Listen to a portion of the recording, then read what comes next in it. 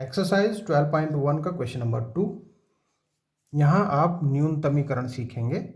ध्यान से देखेंगे वीडियो को। यहाँ समीकरण भी दो दो दे रखी हैं, बल्कि 3 और 4 दे रखी हैं। 1 2 3 4। और यहाँ फलन भी दिया है, उद्देश्य फलन। तो सबसे पहले क्या लिखते हैं हम लिखते हैं उद्देश्य फलन। जो उद्देश्य फलन है वो z के रूप में दिया रहता है, -3x + 4y। फिर फर्स्ट में जो समीकरण दी है उसको लेंगे, x + 2y छोटा है या बराबर है 8 के। अब यहाँ मानेंगे माना x + 2y = 8, छोटा या बड़ा ना करके सीधा बराबर मानो। अब यहाँ x और y की हेल्प से हम दो बिंदु निकालेंगे, ठीक है, ताकि हम लाइन ज्ञात कर पाए। ओके, तो यदि x बराबर कुछ भी मान लो, जैसे मैं 4 रख रहा हूँ, रखने ऐसे पड़ेंगे ताकि पूर्णांक ही आए। ध्यान देना, फ्रैक्शन के बारे में बाद में सोचते हैं जब कोई उपाय ना बचे। x 4 तो देखो 4 रखो, 4 + 2y = 8 और 2y = 8 - 4, 4 उधर गया, 2y 4 आया और y बराबर फिर कितना आएगा, 2 4 के नीचे आ जाएगा, 2 आ गया। तो एक बिंदु ज्ञात हो जाएगा। देखो यहाँ से 4 और 2। ठीक, एक और करो। यदि x बराबर, मैं यहाँ 2 रख दूं तो 2 + 2y = 8 और 2y = 8 - 2 = 6 और y = 6 के नीचे 2 चला जाएगा, तो ये आ गया 3। इसका मतलब जो दो बिंदु हमें चाहिए थे वो, एक तो 4 2 आ गया यहाँ से, 4 2, एक आ जाएगा यहाँ से 2 3, 2 3। तो देखो हो गया, ठीक है। अब इसका एरिया भी देखेंगे जरा। क्षेत्र के लिए हमें ये पता होना चाहिए कि मूल बिंदु से इसका क्षेत्र किधर पड़ेगा। तो इसके लिए क्या करते हैं, x = 0 और y = 0 रखते हैं। रखने पर, और ये कहाँ रखा जाता है, तो इस वाली समीकरण में ही रखा जाता है। x की जगह 0 और y की जगह भी 0। देखो ये तो ओवरऑल 0 हो गया। 0 छोटा होता है 8 से, तो ये है सत्य बात। अगर ये सत्य है तो फिर इसका क्षेत्र कहाँ पड़ेगा, इसका क्षेत्र मूल बिंदु की ओर होगा, मूल बिंदु की ओर। ओके, अगर ये असत्य होता तो फिर मूल बिंदु से विपरीत दिशा में होता है, ऐसा लिखते हैं हम। इसे आप समझिए कि मूल बिंदु की ओर का क्या मतलब है। मान लीजिए लाइन है, इस लाइन में क्षेत्र ज्ञात कर रहे हैं हम, तो ये चीज सत्य आ गई। x और y 0 रखने से, दोनों 0 ही रखने, बस ध्यान देना क्षेत्र के लिए। तो इसका क्षेत्र सत्य होने के लिए इस साइड बढ़ेगा। इस साइड क्यों, क्योंकि यहाँ मूल बिंदु है। अगर ये असत्य बात होती तो फिर इसका एरिया इधर पड़ता। ठीक है, ग्राफ में और समझेंगे, लेकिन फिर सेकंड नंबर पे देखना है आपको दूसरा समीकरण, जो कि दिया है 3x + 2y छोटा है या बराबर है 12 के। इसमें भी मान लेंगे 3x + 2y को 12 के बराबर मान लिया। अब x बराबर हम कोई वैल्यू रखेंगे, तब y की वैल्यू कोई निकालेंगे, क्योंकि दो बिंदु यहाँ से भी हमें चाहिए। x बराबर रख के देखो, x बराबर मैं 4 रख रहा हूँ, 3 × 4 + 2y। देखो y क्या निकल के आएगा फिर यहाँ से, 4 × 12 + 2y = 12। तो 2y बराबर तो 0 आ गया, 12 उधर जा घट जाएगा तो y 0 आ गया। एक बिंदु पता लग गया हमें, क्या आया, 4 और 0। ओके, एक और निकाल लो। यदि x बराबर मैं यहाँ 2 रख दूं तो 3 × 2 + 2y = 12, 3 दूनी 6 + 2y = 12 और 2y = 12 - 6 यानी कि 6 और y = 6/2 यानी कि 3 आ गया। अब एक और बिंदु ज्ञात हो गया। बिंदु एक तो ये 4 0 था और एक यहाँ से 2 और 3, पहले x ही लिखना है फिर y लिखना है, तो इसका भी बिंदु आ गया। इसका आ गया 4 0 और 2 3। ठीक है, अब इसके क्षेत्र के लिए भी वही काम करेंगे जो वहाँ किया था। क्षेत्र के लिए x बराबर 0 और y बराबर 0 रखने पर रखेंगे किस में, तो रखेंगे इसी मूल समीकरण में ही। 3 गुणा 0 और 2 गुणा 0। बताओ 0 क्या छोटा है 12 से, तो ये भी सत्य है। ठीक है, सत्य है, तब फिर इसका मतलब इसका जो क्षेत्र होगा वो कहाँ आएगा, मूल बिंदु की ओर ही आएगा, मूल बिंदु की ओर। इतना काम हुआ, ध्यान से सीखा आपने। ठीक है, अब थर्ड और फोर्थ को भी देखेंगे। थर्ड में है x बराबर या बड़ा है 0 से। इसमें इसका एरिया कहाँ आएगा, ये चीज आपको समझनी है। में क्षेत्र कहाँ आएगा इसका, ये होगा y अक्ष के दाईं ओर,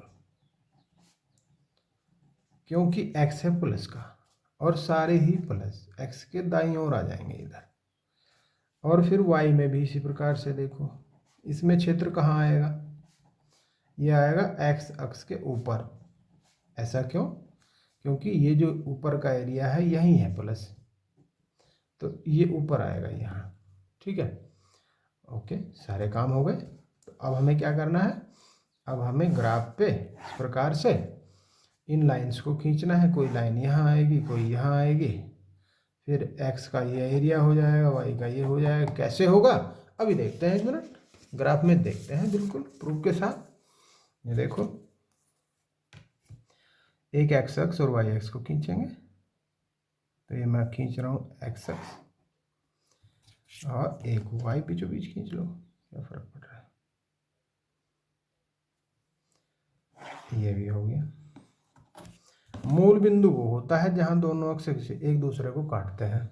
मूल बिंदु को हम क्या लिख सकते हैं, 0 0 ही होता है निर्देशांक, वही लिखेंगे।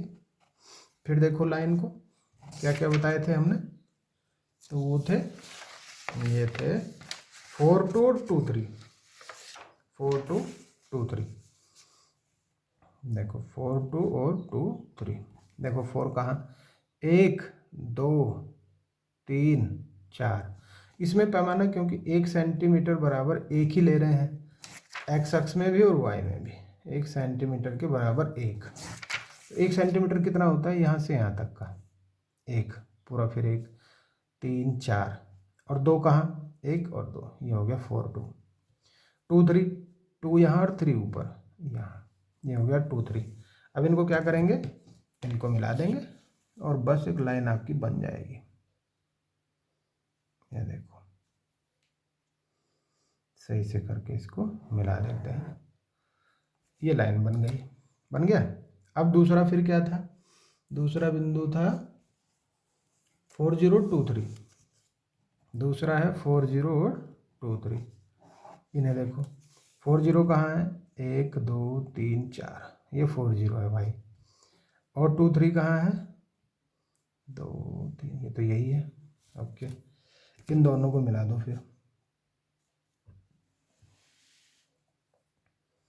2 तक, ये भी मिला दिया। ठीक है, ये भी हो गया। अब फिर तीसरा क्या था, x का रीजन और y का। तो इन दोनों के एरिया देखेंगे, पहले इन दोनों का देखेंगे। पहले ये लाइन खींची थी मैंने, इसका भी मूल बिंदु की ओर था, तो देखो इधर को पड़ेगा इसका। ठीक है, ये पड़ेगा। मैं यहाँ तक नहीं कर रहा हूँ क्योंकि इधर जब इसका देखेंगे तो इसका भी इधर पड़ेगा। ठीक है ना, और ये पूरा कवर कर लेगा, ये भी हो गया। फिर जब हम x अक्ष का देखेंगे तो y के दाईं ओर होगा, ये भी यहाँ तक जाएगा। और जब हम इसका x का देखेंगे, y का देखेंगे सॉरी, तो x के ऊपर आएगा, ऐसे करके ये। तो देखो कौन से एरिया को कवर कर लिया इसने, इसको मूल बिंदु को, इस a बिंदु को, इस b बिंदु को और इस c बिंदु को, ओ ए बी सी। अब इनके सबके बिंदु पता होने चाहिए। ओ तो पता है 0 0 है, फिर ए बी और सी भी पता होनी चाहिए। ए क्या है देखो जरा, 1 2 3 4, ये तो 4 0 है, 4 0 लिख दो 4 0। ये बी क्या है, तो ये है 3 2, नहीं 2 3। देख लो, वैसे नहीं समझ में आता तो ऐसे गिन के देख लो, एक यहाँ गया, 2 यहाँ गया, 3 यहाँ गया, 2 पहले यहाँ 3 उधर। फिर सी क्या है, तो सी देखो 1 2 3 4, ये 0 4 है, तो ये 0 4 है, सी है 0 4, बी है 2 3 और ये है 0 4। तो इस प्रकार से हमारे पास 4 बिंदु आ गए। इन्हीं में चेक करना है कि किस पे न्यूनतम है। तो देखो न्यूनतम मान के लिए क्या करेंगे, अब हम लेंगे area O A C B, sorry B C, O A B C. O है 0 0, ए है 4 0, बी है 2 3, सी है 0 4। इन सारे बिंदुओं पर z जो उद्देश्य फलन है वो क्या होगा, बस वो निकालना है।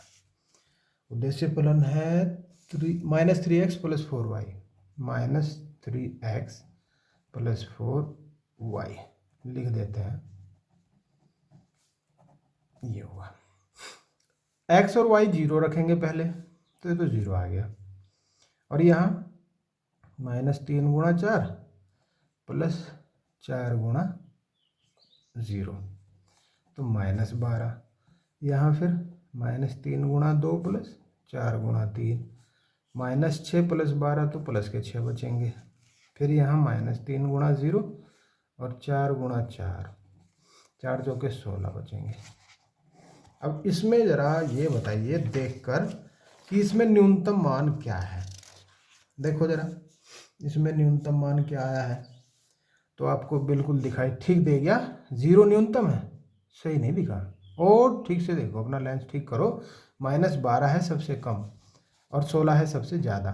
अगर यहाँ दोनों चीज़ भी पूछ ले, न्यूनतम भी पूछ ले और अधिकतम भी पूछ ले, तो न्यूनतम है -12 और भाई अधिकतम भी पूछ ले तो अधिकतम भी पूछ ले, क्या दिक्कत है। न्यूनतम और अधिकतम को करने का तरीका बिल्कुल सेम ही है, कोई अंतर नहीं मिलेगा, आपको ध्यान देना है बस। ठीक है, कर देंगे, समझ गए। ठीक है, मिलते हैं नेक्स्ट वीडियो में। पसंद करते हैं इस चैनल को तो लाइक कर दीजिए, चैनल को सब्सक्राइब नहीं किया सब्सक्राइब कर दीजिए, बेल आइकन प्रेस कर दीजिए। Okay, thank you.